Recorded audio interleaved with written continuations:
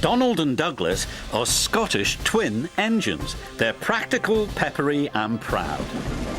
They nearly always work together. One day, Donald and Douglas were chuffing through the countryside, hauling a heavy load.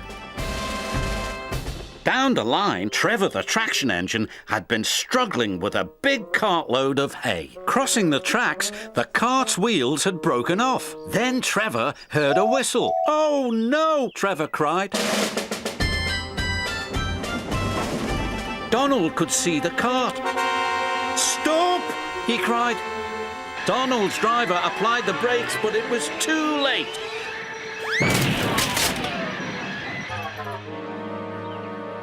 Luckily, no one was hurt. "Stop being pushy," Donald snapped. "Don't call me pushy," Douglas snapped back. "You shouldn't have pushed me into the cart," huffed Donald. "You pulled me, you mean," argued Douglas. "Didn't he?" Did, no. Did too." Before long, the track was cleared and Donald and Douglas were on their way. But the twins were so cross, they refused to speak to each other for the rest of the day.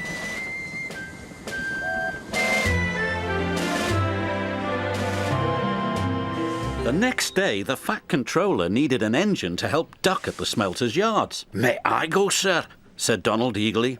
"I only need one engine," said the Fat Controller, "not two." "I am only one engine, sir," said Donald, "and I would like to work with Duck." The Fat Controller was surprised, but agreed. Thomas was worried. "Won't you miss one another?" he asked. "I know I'd miss Annie and Clarabelle." "I'll work better on my own," sniffed Douglas. "I have work to do," huffed Donald. At first, Donald enjoyed working with Duck. Then, things started to go wrong. "Did you shunt those trucks onto the other line?" Donald asked. "You said you wanted them on the other line," Duck replied. "No, that other line. The other line." Donald was cross. "Douglas would have known what I meant," he huffed. Douglas was working on his own. He chuffed dutifully through the beautiful countryside. But Douglas had no one to share it with. Although he tried not to, he was beginning to miss his twin. That night, Douglas's driver took him to visit Donald. "I was just passing," said Douglas. "Have you come to say you're sorry?" Donald sniffed. This made Douglas very cross. "I've nothing to be sorry for," he said, and steamed away in a huff. The next day, Donald was in a bad mood. Duck could see he was getting too close to the buffers. "Look out!" he shouted, but it was too late.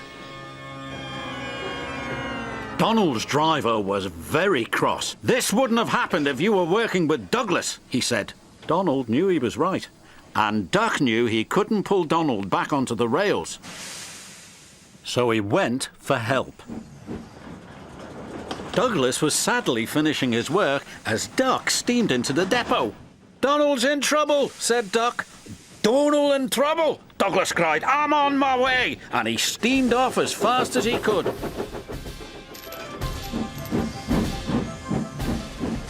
Douglas struggled and struggled. He finally pulled his twin gently back onto the tracks. He was relieved Donald wasn't hurt. "Thank you," Donald said, "and I'm sorry." "No, I'm sorry," said Douglas. "I'm sorry," insisted Donald. "You don't have to have a row about who's sorry," chuckled Duck. "Just be glad you're back together." And they were.